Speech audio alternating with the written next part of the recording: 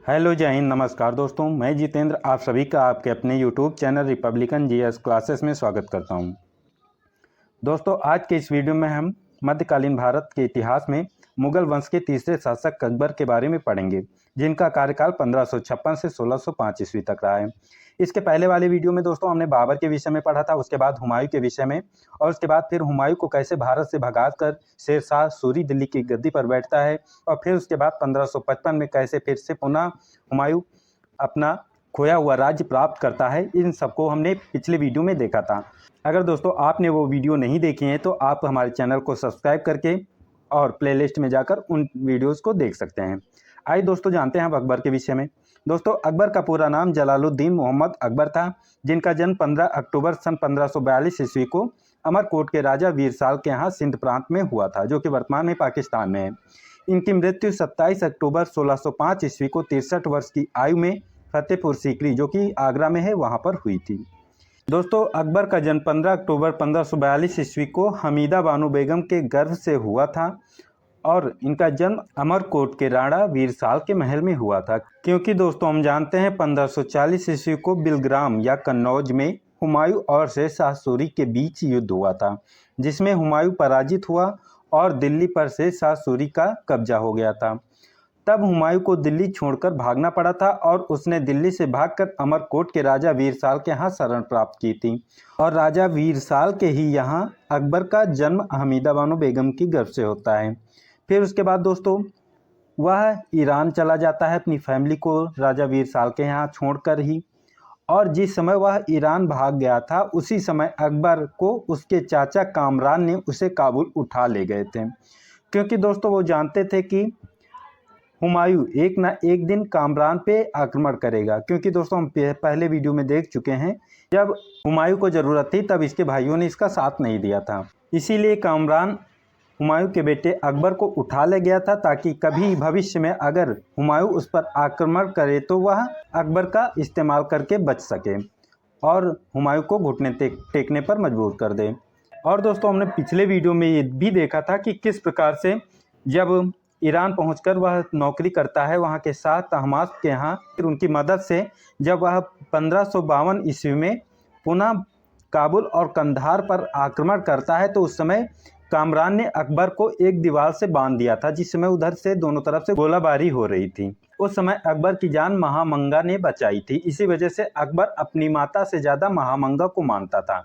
ये सारी चीज़ें दोस्तों हमने पिछली वीडियो में देखी थी। दोस्तों महामंगा अकबर की जान बचा लेती हैं, और हुमायूं कांधार और काबुल पर कब्जा कर लेता है और कामरान को हरा देता है। फिर उसके बाद अकबर अपने माता पिता से मिलता है। काबुल कंधार को जीतने के बाद, सिंध को जीतने के बाद दोस्तों 1555 ईस्वी में हुमायूं दिल्ली आगरा पर आक्रमण करता है, और सरहिंद नामक स्थान पर सिकंदर शाह सूरी को पराजित कर भारत में पुनः मुगल वंश की स्थापना करता है। इन सब चीज़ों को दोस्तों पिछले वीडियो में हम देख चुके थे, इस वजह से डिटेल में यहाँ पर इसकी चर्चा नहीं करेंगे। और फिर उसके बाद 1556 ईस्वी में हुमायूं की मृत्यु हो जाती है, और जब हुमायूं की मृत्यु हुई तब अकबर पंजाब के कालानौर में था। वहाँ पर अफगान विद्रोहियों के खिलाफ एक अभियान चला रहा था। इसी अभियान के दौरान हुमायूं की मृत्यु की खबर अकबर के पास पहुँचती है। तो उसी समय पंजाब के कालानौर नामक स्थान पर 14 फरवरी 1556 ईस्वी को 14 वर्ष की अल्पायु में अकबर का राज्याभिषेक कर दिया जाता है। अल्पायु के कारण बैरम खां को अकबर का संरक्षक नियुक्त किया जाता है, जिसे अकबर ने अपना वजीर नियुक्त किया था, और खान ए खाना की उपाधि से नवाजा था। दोस्तों यहाँ से कुछ क्वेश्चन एग्जाम में पूछे जाते हैं, उनकी हम चर्चा कर लेते हैं। दोस्तों पहला क्वेश्चन तो ये पूछा जाता है कि जिस समय हुमायूं की मृत्यु हुई उस समय अकबर कहाँ पर था। तो दोस्तों उस समय अकबर पंजाब के कालानौर में था और अफगान विद्रोहियों के खिलाफ एक अभियान चला रहा था। नेक्स्ट क्वेश्चन दोस्तों पूछ लेता है सस्सी की अकबर का राज्याभिषेक किस डेट को हुआ था। तो दोस्तों याद रखना 14 फरवरी 1556 ईस्वी को। दोस्तों 14 फरवरी को ही वैलेंटाइन डे भी होता है, और 14 फरवरी को इसका राज्याभिषेक भी हुआ था। और दोस्तों मुगल वंश के एक शासक का जन्म भी हुआ था 14 फरवरी को, ये आपको बताना है। मैंने पिछली वीडियो में बताया, लेकिन आपको बताना है कि किसका जन्म 14 फरवरी को हुआ था, कमेंट में करके। नेक्स्ट बनता है दोस्तों कि खान ए खाना की उपाधि किसे दी गई थी। तो दोस्तों याद रखना बैरम खां को अकबर का संरक्षक नियुक्त किया गया था, और बैरम खां को ही वजीर नियुक्त किया गया था और खाने खाना की उपाधि से नवाजा गया था। तो दोस्तों 1556 में इसका राज्याभिषेक होता है, लेकिन इसकी आयु सिर्फ 14 वर्ष की होती है। इस वजह से इसका संरक्षक बैरम खां नियुक्त किए जाते हैं। 1556 से 1560 तक अकबर बैरम खां के संरक्षण में था। फिर उसके बाद दोस्तों 14 फरवरी 1556 ईस्वी को सिंहासन संभालने के बाद अकबर ने पंजाब के सिकंदर शाह सूरी की शक्ति को नष्ट करने का फैसला लिया और तारदी बेग के अधीन दिल्ली शहर को छोड़कर वह पंजाब निकल गया।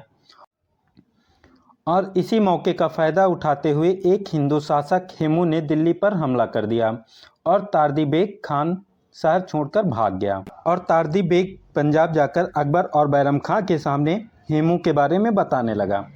दोस्तों कहते हैं कि हेमू एक बहुत ही महत्वाकांक्षी शासक था और उसने अब तक 22 लड़ाइयाँ लड़ चुका था और किसी में भी वह पराजित नहीं हुआ था, सब में जीत हासिल की थी। इसी प्रकार की गाथा हेमू के बारे में अकबर के सामने ये तारदी बेग बताने लगा और यह सुनकर बैरम खां को गुस्सा आया और उसने तारदी बेग खां का सर काट के फेंक दिया। और फिर उसके बाद अकबर बैरम खां के साथ पूरी सेना को संगठित करके हेमू पर आक्रमण करने के लिए चल देता है और 5 नवंबर 1556 ईस्वी को पानीपत का द्वितीय युद्ध होता है। दोस्तों हमने पहले भी देखा था कि पानीपत का एक और युद्ध बाबर और इब्राहिम लोदी के मध्य हुआ था 1526 ईस्वी में, लेकिन दोस्तों वह पानीपत का प्रथम युद्ध था और यह पानीपत का द्वितीय युद्ध हुआ, क्योंकि दोस्तों दोनों युद्ध पानीपत के मैदान में लड़े गए थे। इस वजह से दोनों युद्ध को पानीपत के युद्ध के नाम से जानते हैं। पहले जो 1526 ईस्वी में बाबर और इब्राहिम लोदी के मध्य हुआ था उसे हम पानीपत का प्रथम युद्ध कहते हैं, और जो 1556 ईस्वी में हेमू और अकबर के मध्य हुआ इसे हम पानीपत का द्वितीय युद्ध कहते हैं। तो दोस्तों 5 नवंबर 1556 ईस्वी को पानीपत का द्वितीय युद्ध होता है और यह युद्ध अकबर और हिंदू शासक हेमू के मध्य होता है। दोस्तों यहाँ पे बता दूं हेमू के बारे में। दोस्तों हेमू एक हिंदू शासक था और वह मध्यकालीन भारत का एकमात्र हिंदू शासक था। कहते हैं दोस्तों इस युद्ध में हेमू का सैन्य बल अधिक था और वह शुरुआती दौर में अकबर की सेना की अपेक्षा जीत भी रहा था, लेकिन अचानक से अकबर की सेना से एक तीर लगता है हेमू की आंख में, जिसके बाद हेमू अपने हाथी से गिर जाता है और उसकी सेना में भगदड़ मच जाती है और इस प्रकार जीती जिताई बाजी हार में बदल जाती है। इस युद्ध में हेमू पराजित होता है और मारा जाता है। इस युद्ध के बाद दोस्तों मुगल पूर्ण रूप से भारत में स्थापित हो जाते हैं और 1857 तक भारत पर राज्य करते हैं। दोस्तों इस युद्ध को जीतने के बाद बैरम खां का प्रभाव और ज़्यादा बढ़ता है और दरबार में बैरम खां के बढ़ते हुए प्रकोप से सभी उनसे घृणा करते हैं, नफरत करते हैं, खास करके महिला समूह जिसे हरम दल कहा जाता था। इसके अलावा उससे कुछ दरबारी भी जलने लगते हैं और इसका कारण यह था कि बैरम खां का जो प्रभाव था वह प्रशासन पर कुछ ज़्यादा ही बढ़ गया था।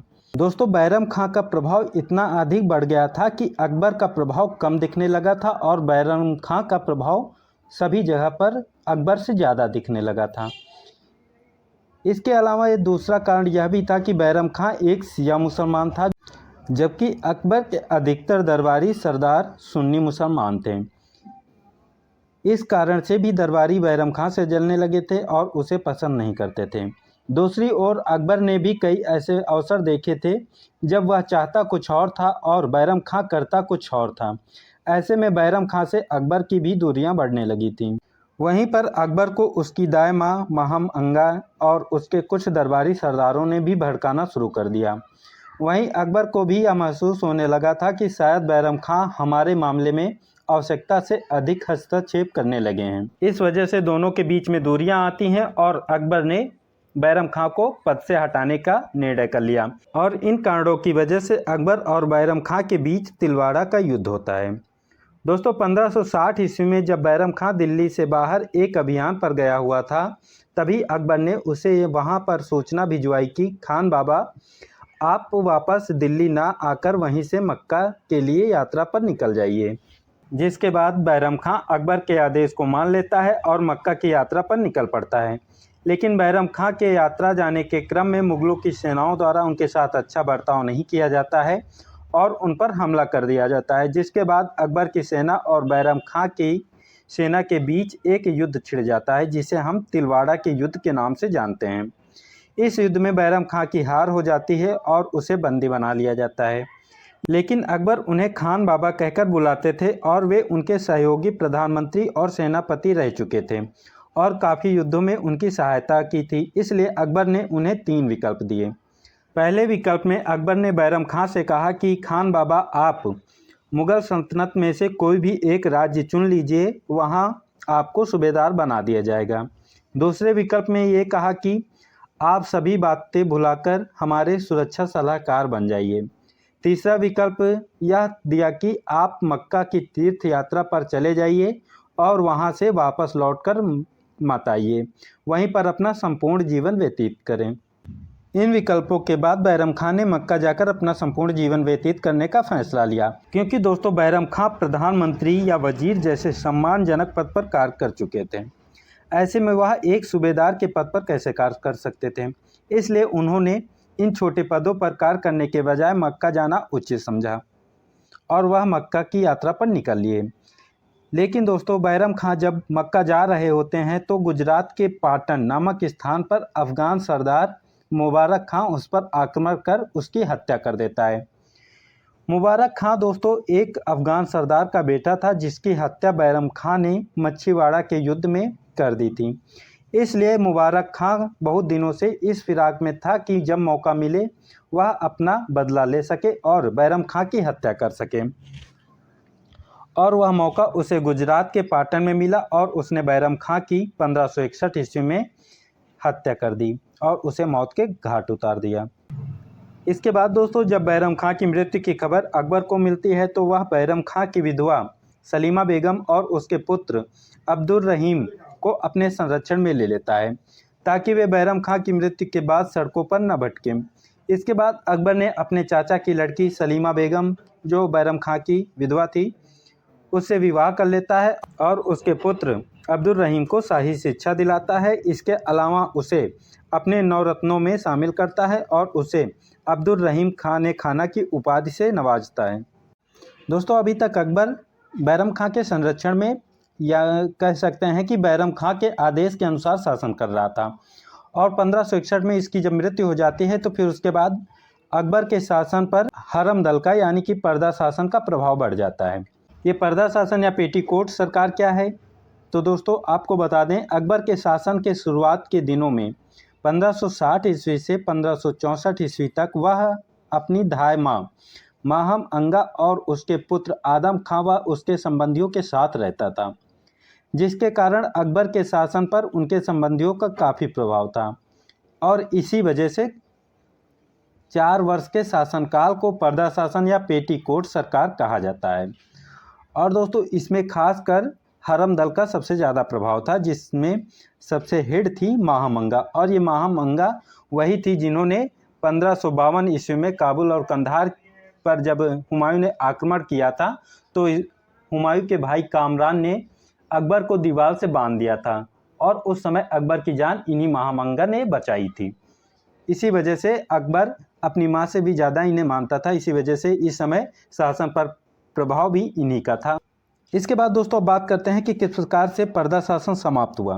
दोस्तों 1561 ईस्वी में सारंगपुर के युद्ध में आदम खां, जो कि महामंगा का पुत्र था, उसने मालवा के सुल्तान बाज बहादुर को हराया और उसने वहां से बाज बहादुर के हाथियों को और खजाने को लूटा और हरम पर कब्जा कर लिया और लूटे हुए धन का अधिकांश भाग अपने पास रख लिया और कुछ ही धन अकबर को दिया।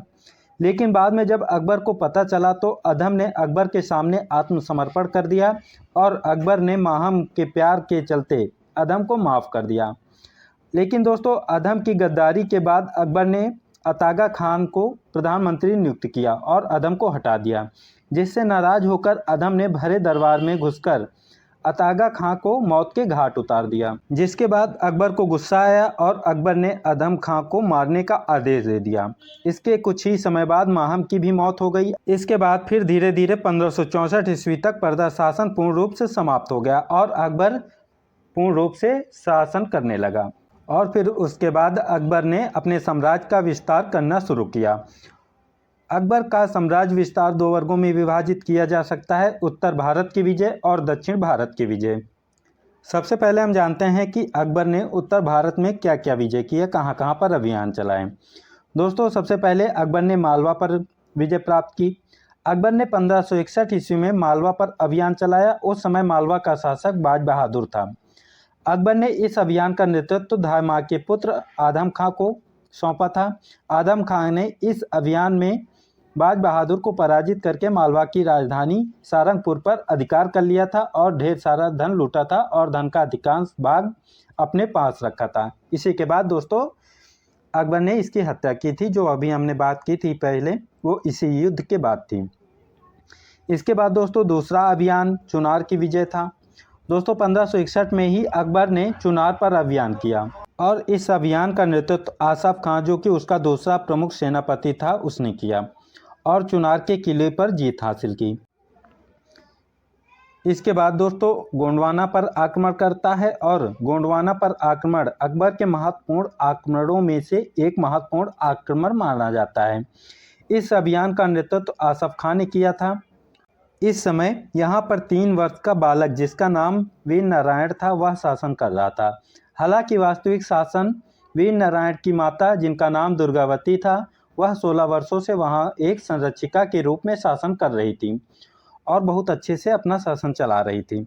लेकिन 1564 ईस्वी में गोंडवाना पर मुगलों द्वारा आक्रमण कर दिया जाता है और गोंडवाना पर जीत हासिल कर ली जाती है। इस युद्ध में दुर्गावती बहुत वीरता के साथ लड़ती हैं और लड़ते लड़ते जब उन्होंने देखा कि मुगलों की जीत हो जाएगी और वो घायल भी हो गई थी, तब उन्होंने अपने प्रधान सेनापति से कहा कि मेरी हत्या कर दो ताकि मैं एक शहीद के रूप में मरूं। परंतु सेनापति ने यह करने से मना कर दिया, तो उन्होंने 24 जून 1564 ईस्वी को खुद ही अपने सीने में तलवार मारी और युद्ध भूमि में उन्होंने अपने प्राण त्याग दिए। रानी दुर्गावती की कहानी इतिहास में बहुत ही प्रेरणादायक मानी जाती है, इसलिए जिस दिन उन्होंने अपने प्राण त्यागे थे 24 जून 1564 ईस्वी को, उस दिन को बलिदान दिवस के रूप में मनाया जाता है। नेक्स्ट बात कर लेते हैं दोस्तों राजस्थान के राजपूत राज्य के बारे में। किस प्रकार से अकबर ने इन राजपूत राज्यों को अपने अधीन किया। दोस्तों राजपूत राज्यों को अपने अधीन करने के लिए अकबर ने 3 तरीके अपनाए, 3 तरीकों से अधिकार किया। पहला वैवाहिक संबंध स्थापित करके, दूसरा राजपूत राजाओं ने स्वेच्छा से जो अकबर की अधीनता स्वीकार कर ली थी, और तीसरे वे राजपूत राज्य थे जो कि अकबर की अधीनता स्वीकार नहीं किए थे और उन राज्यों को अकबर ने युद्ध में जीत करके अपने अधीन किया। आइए जानते हैं किन किन राज्यों को अकबर ने किस प्रकार से मिलाया।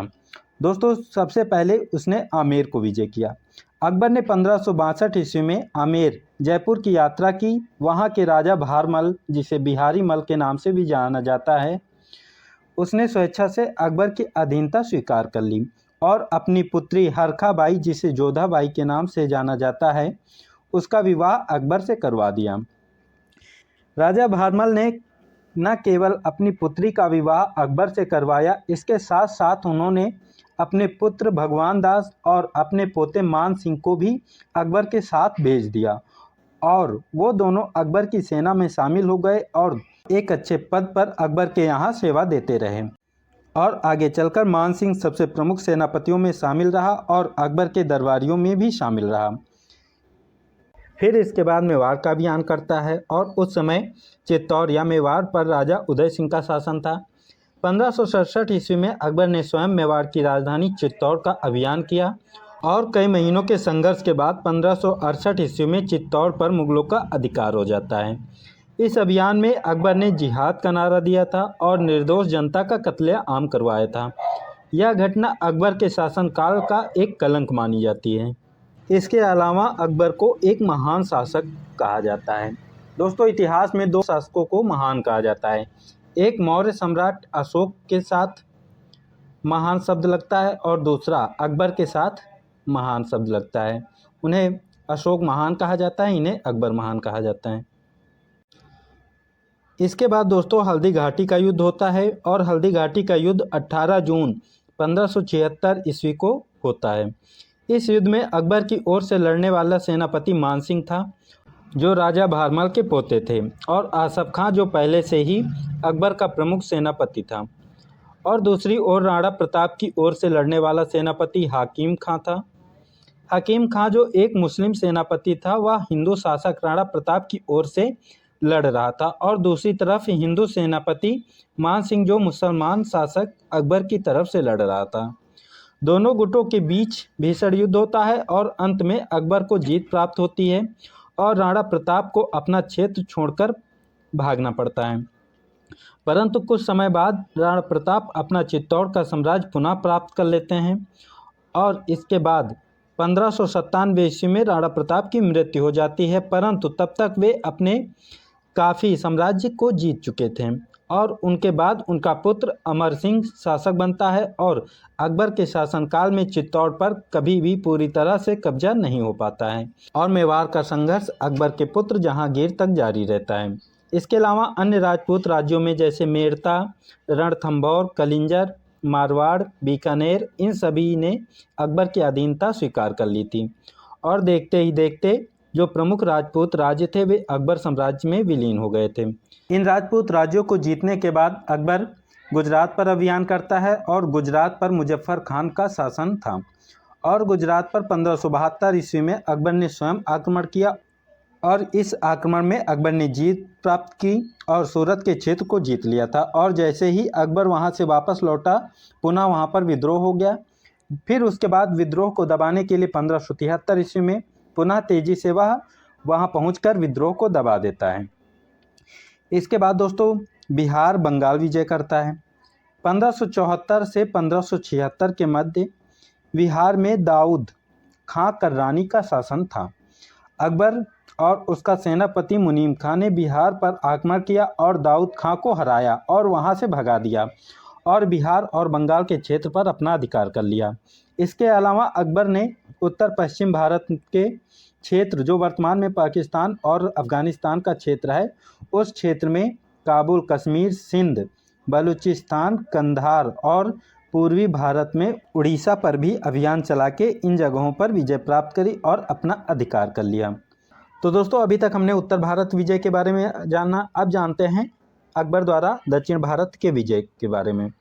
दोस्तों अकबर पहला मुगल शासक था जिसने दक्षिण भारत में अभियान किए, क्योंकि दोस्तों हम जानते हैं 1526 में बाबर ने भारत में मुगल वंश की स्थापना की, लेकिन वो लगातार 4 वर्षों तक युद्ध में बिजी रहा और दक्षिण की तरफ उसे देखने का मौका ही नहीं मिला। फिर उसके बाद हुमायूं उसका बेटा शासक बनता है और वह अफगान शासक शेरशाह के साथ युद्ध में बिजी रहता है और 1540 ईस्वी में वह हार जाता है और फिर उसके बाद ईरान में शरण लेता है, लेकिन 1556 में वह पुनः अपने राज्य की प्राप्ति करता है। फिर उसके बाद उसकी 1556 में उसकी मृत्यु हो जाती है और उसका बेटा फिर अकबर बनता है। तो अकबर को अब मौका मिला है और उसने उत्तर भारत को विजय करने के बाद अब दक्षिण भारत पर अभियान करेगा। अकबर पहला मुगल शासक था जिसने दक्षिण भारत में अभियान किए। दक्षिण भारत में अकबर ने खानदेश, दौलताबाद, अहमदनगर और असीरगढ़ को जीता। इस क्रम में उसने सबसे पहले 1591 ईस्वी में खानदेश पर आक्रमण किया और यहाँ के शासक अली खान ने स्वेच्छा से अकबर की अधीनता स्वीकार कर ली। इसके बाद दोस्तों 1600 ईस्वी में अकबर ने अहमदनगर पर आक्रमण किया और विजय प्राप्त की। अहमदनगर दक्षिण भारत में एक प्रवेश द्वार के रूप में जाना जाता था। यहाँ का नेतृत्व चांद बीबी कर रही थी।